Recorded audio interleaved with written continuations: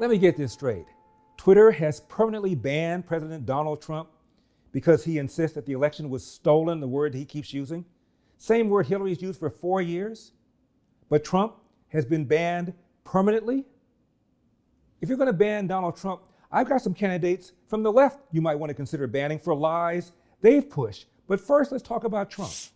Quote, after close review of recent tweets from the real Donald Trump account and the context around them, specifically how they are being received and interpreted on and off Twitter, we have permanently suspended the account due to the risk of further incitement of violence, end of quote.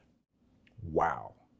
Now, in President's long, raucous, and fiery speech an hour or so before the siege at the Capitol building, he said this. I know that everyone here will soon be marching over to the Capitol building to peacefully and patriotically make your voices heard. Today we will see whether Republicans stand strong for integrity of our elections, but whether or not they stand strong for our country. And as I am recording this video, Democrats are voting to impeach President Trump a second time because of what happened on January 6th. Alan Dershowitz is a Democrat who twice voted for Barack Obama. It will not go to trial. All the Democrats can do is impeach the president in the House of Representatives. For that, all you need is a majority vote. You don't have to take evidence. There are no lawyers involved.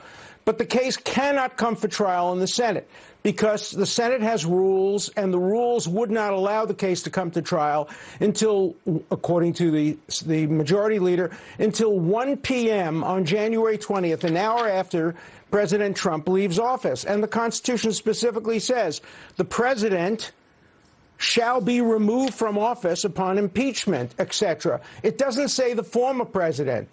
Congress has no power to impeach or try a private citizen, whether it be a private citizen named Donald Trump or named Barack Obama or anyone else. The jurisdiction is limited to a sitting president, and so there won't be a trial. But what I worry about deeply is the impact of impeachment on the First Amendment. For 100 years, the Supreme Court and other courts have struggled to develop a jurisprudence which distinguishes between advocacy and incitement. And in the leading case of Brandenburg versus Ohio, a unanimous decision, the Supreme Court basically said that what President Trump said on Wednesday, as much as I disapprove of it and many people disapprove of it on its merits, is protected by the First Amendment to the Constitution. It comes within core political speech. And to impeach a president for having exercised his First Amendment rights would be so dangerous to the Constitution. It would lie around like a loaded weapon, ready to be used by either party against the other party. And that's not what impeachment or the 25th Amendment were intended to be. And another Democrat, Professor Jonathan Turley of George Washington Law School, said this. Like others, I condemned those remarks as he gave them, calling them reckless and wrong. I also oppose the challenges to electoral votes in Congress. But his address does not meet the definition for incitement under the criminal code. It would be viewed as protected speech by the Supreme Court. End of quote. Okay, Twitter, how far do you want to take this game? Let's take the lie that is often repeated that President Trump said there were good Nazis and bad Nazis on both sides in Charlottesville. And of course, he said no such thing. He said the opposite. And you had people, and I'm not talking about the neo-Nazis and the white nationalists, because they should be condemned totally. Even CNN's Jake Tapper ultimately admitted that the president said no such thing. Now, elsewhere in those remarks, the president did condemn neo-Nazis and white supremacists. So he's not saying that the neo-Nazis and white supremacists are very fine people. Well, Joe Biden and Kamala Harris have repeated that Charlottesville lie, posted it on social media. They haven't gotten canceled. Hillary Clinton has for 4 years claimed that the election was stolen. She hasn't been canceled. I believe he knows he's an illegitimate president. He knows that there were a bunch of different reasons why the election turned out the way it did. And I take responsibility for those parts of it that I should. But Jane, it was like applying for a job and getting 66 million letters of recommendation and losing to a corrupt human tornado. And so I know that he knows that this wasn't on the level. Now, this Russian interference lie that Hillary has pushed has caused 78% of Democrats to believe falsely that but for Russian interference, Trump never would have gotten elected. Here is what Obama's Secretary of Homeland Security, Jay Johnson, said about this. I know of no evidence that through cyber intrusions, votes were altered or suppressed in some way. And Hillary, only weeks before the election, told Joe Biden, if it's a close election, do not concede under any circumstances. You know, Joe Biden should not concede under any circumstances because I think this is going to drag out, and eventually I do believe he will win if we don't give an inch and if we are as focused and relentless as the other side is. Hillary, not canceled. What about Spike Lee? Why should he be canceled? Well, Spike Lee says that he believes that government scientists invented AIDS in order to pursue genocide against blacks. He ain't the only one who said it. Will Smith, too. I read that you felt that the government was deliberately spraying cold germs in subways, was deliberately trying to make people ill with the AIDS virus. This is pretty serious stuff. Do you really feel that? Well, that's a good question. Well, I'm with Barbara Walters now. Oh, that's a serious one. Okay, so I got to, now, because people are going to chase me after this. People are going to chase me. I believe that it is quite highly possible that the AIDS virus is a result of genetic warfare testing. By American agents? Absolutely. Well, why? Am I a conspiracy theorist? I'm a conspiracy theorist, aren't I? And Lee also pushed that conspiracy theory that the government under George W. Bush intentionally blew up levees during Hurricane Katrina. I kid you not. And this past Saturday, Louis Farrakhan did a kind of a reunion of the Million Man March. I don't think we got 1 million people this time. But he was saying last Saturday in Washington that he thinks that the federal government, there was a conspiracy to actually blow up those levees so that they would flood the poor black districts in New Orleans. I have to tell you, I'm not a conspiracy theorist. I don't believe it. But when you see some of the things that have gone on in this country... Exactly. It's not far-fetched. And also, I like to say, it's not necessarily blow it up, but the residents of that ward, they believe that there was a Hurricane Betsy in '65. They felt the same thing happened where a choice had to be made. One neighborhood, we got to save one neighborhood and flood another hood, flood another neighborhood. Look, if we're in L.A. No, that's been done before. If we're in L.A. and there's an emergency situation, we call from Beverly Hills, we call from Compton. Which one are the cops coming to first? Not far-fetched. I was in New Orleans right after the hurricane in the 9th Ward. And while I didn't hear anybody say the levee was blown up by the federal government, I did interview a bunch of people who were stuck there who said they believed this was part of a conspiracy to rid New Orleans of black people. They honestly believed that. I didn't argue with them. Right. I just listened to what they said, and I felt bad for them. So as you sit here, who is someone who is rich and has options, and are watched by people who are poor and have no options, it seems to me it's your responsibility, your obligation to tell them the truth. And you know the truth, which is the federal government did not blow up those levees. So don't feed the paranoia and the craziness. How is that feeding the paranoia? Because you're saying it's entirely possible. When you know perfectly well it's not entirely possible. How is not possible? The federal government blew up the levees. A, there's zero evidence. B, it's difficult to blow up a levee. C, there were news cameras all around. Nobody saw it. I mean, let's be real here. Because nobody saw it. Because nobody saw it means it couldn't have happened? Now, Will Smith is not on Twitter, but Spike Lee sure as hell is. Hasn't been canceled. What about Joe Biden's numerous divisive civil rights lies. When I was 17 years old, like many of you, I participated in sit-ins to desegregate the restaurants and movie houses of Wilmington, Delaware. I came out of the civil rights movement. I was one of those guys that sat in and marched and all that stuff.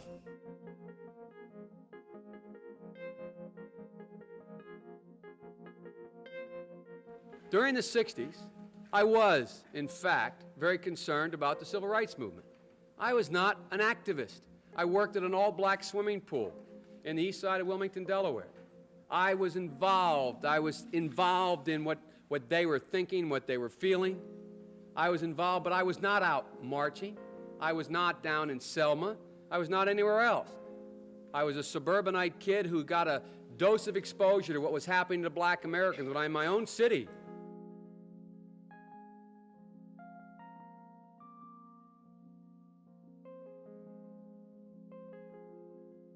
You know, when I was a teenager in Delaware, for real, I got involved in the civil rights movement. We have the 8th largest black population in America. Most people don't know that.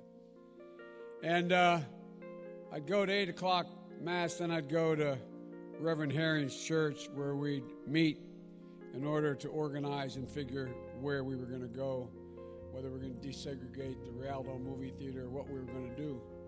I got my education for real in the black church. And that's not hyperbole, it's a fact. But I got my education, Reverend Doc, in the black church, not a joke. Because when we used to get organized on Sundays to go out and desegregate movie theaters and things like that, we do it through the black church. And the New York Times reports, quote, more than once, advisors had gently reminded Mr. Biden of the problem with this formulation. He had not actually marched during the civil rights movement, and more than once, Mr. Biden assured them that he understood and kept telling the story anyway. Joe Biden, not canceled despite his numerous divisive, racially tinged lies. This brings us to former Senator Harry Reid. When we're talking about trust, we need to look no further than the person that Mitt Romney wants to, that my friend, the Republican leader, wants to be president of the United States. He's refused to release his tax returns, as we know. If a person coming before this body wanted to be a cabinet officer, he couldn't be if he had he did the same refusal Mitt Romney does about tax returns. So the word's out that he hasn't paid any taxes for 10 years. Let him prove that he has paid taxes, because he hasn't. And then bragged about it. So no regrets about Mitt Romney, about the Koch brothers, because some people have even called it McCarthyite. Well, they call it whatever they want. Romney didn't win, did he? In 2012, another lie was told about Mitt Romney. This by an ABC reporter named Jonathan Karl. He said that an auto mechanic making $75,000 has a higher effective federal income tax rate than Mitt Romney. Now, I interviewed Jonathan Karl later on when the election was over, and I brought it up. And I said, that is only true if you don't compare like to like. Mitt Romney is married. If the auto mechanic is married, Mitt Romney has kids. Assume the auto mechanic has kids. Mitt Romney has a house. Assume the auto mechanic has a house. And he took the standard deductions. The auto mechanic's effective federal income tax rate is substantially lower than Romney's. And Karl said, well, I'll look into that and I'll get back to you. Never got back to me.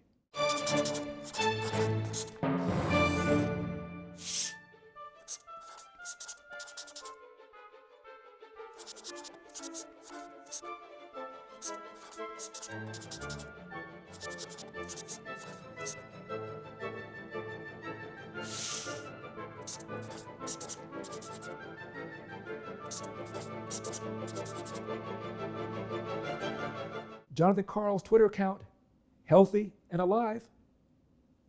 Jack Dorsey, the CEO of Twitter, hasn't canceled him. This brings us to Stacey Abrams, the woman who ran for governor of Georgia and lost, and claims the only reason she lost was because of voter suppression. This year, more than 200 years into Georgia's democratic experiment, the state failed its voters. You see, despite a record high population in Georgia, more than 1 million citizens found their names stripped from the rolls by the Secretary of State, including a 92-year-old civil rights activist who had cast her ballot in the same neighborhood since 1968. Tens of thousands hung in limbo, rejected due to human error and a system of suppression that had already proven its bias. Well, USA Today fact-checked it. While Abrams has maintained the 2018 gubernatorial election was unfair and tainted by voter suppression, there's no empirical evidence that the now Governor Kemp stole the election from her. We rate the claim partly false. Why only partly false? Well, it looks like when it comes to Democrats and the left, they grade on the curve. Now, what about this bodacious lie pushed by Black Lives Matter that the police are engaging in systemic racism? The studies don't show that. If anything, the studies show the police more hesitant, more reluctant to pull the trigger on a black suspect than a white suspect, as we have shown in some of our other videos. Has Black Lives Matter been banned from Twitter? Please. Now, what about the big lie that President George W. Bush lied us into the Iraq War? A reporter named Ron Fournier, who at the time was the Associated Press Washington, D.C. bureau chief, publicly said George W. Bush lied us into the Iraq War, end of quote. It so angered Judge Lawrence Silberman, the co-chair of the Rob Silberman Commission that was set up to look into the intel leading up to the war. Judge Silberman wrote an op-ed piece in the Wall Street Journal about the lie that was pushed by Mr. Fournier. I find this shocking. I took a leave of absence from the bench in 2004, 2005 to serve as co-chair of the Commission on the Intelligence Capabilities of the United States regarding weapons of mass destruction, a bipartisan body sometimes referred to as the Rob Silberman Commission. I am keenly aware of both the intel provided to President Bush and his reliance on that intelligence as his primary cause in going to war. The intelligence community's 2002 National Intelligence Estimate stated in a formal presentation to President Bush and to Congress its view that Saddam had weapons of mass destruction, a belief it held with 90% confidence. That's about as certain as the intel community gets on any subject. Saddam Hussein certainly has chemical and biological weapons. There's no question about that. There is unmistakable evidence that Saddam Hussein is working aggressively to develop nuclear weapons and will likely have nuclear weapons within the next 5 years. We also should remember we have always underestimated the progress that Saddam Hussein has been able to make in the development of weapons of mass destruction. We know he continues to attempt to gain access to additional capability, including nuclear capability. There is a real debate how far off that is, whether it's a matter of years or whether it's a matter of less than that. And so there's much we don't know. Saddam Hussein, in effect, has thumbed his nose at the world community. And I think that the president is approaching this in the right fashion. Do you believe we could have disarmament without regime change? I doubt it. I can support the president. I can support an action against Saddam Hussein because I think it's in the long-term interests of our national security. Now, co-chair Judge Lawrence Silberman said, I wrote to Ron Fournier. I recently wrote to Ron Fournier protesting his accusation. His response in an email was to reiterate that an objective reading of the events leads to only one conclusion: the administration misinterpreted, distorted, and in some cases, lied about the intelligence, end of quote. Although Mr. Fournier referred to evidence supporting his view, he did not cite any, and I don't believe there is any. This is dangerous because it can take on the air of historical fact with potentially dire consequences. I am reminded of a similarly baseless accusation that helped the Nazis come to power in Germany, that the German army had not really lost World War I, that the soldiers instead had been stabbed in the back by politicians. Sometime in the future, perhaps long after most of us are gone, an American president may need to rely publicly on intelligence reports to support military action. It would be tragic if at such a moment the president's credibility were undermined by memories of a false charge peddled by the likes of Ron Fournier, end of quote. And last time I checked, Mr. Fournier's very active Twitter account hasn't been banned. So Jack Dorsey, CEO of Twitter, if you're watching this video, and you should, who are you going to cancel next? Maybe even me. I'm Larry Elder, and we've got a country to save. I'll see you next time. By the way, I've lost 100,000 followers in Twitter in about 4 days. Was it something I said? See you next time.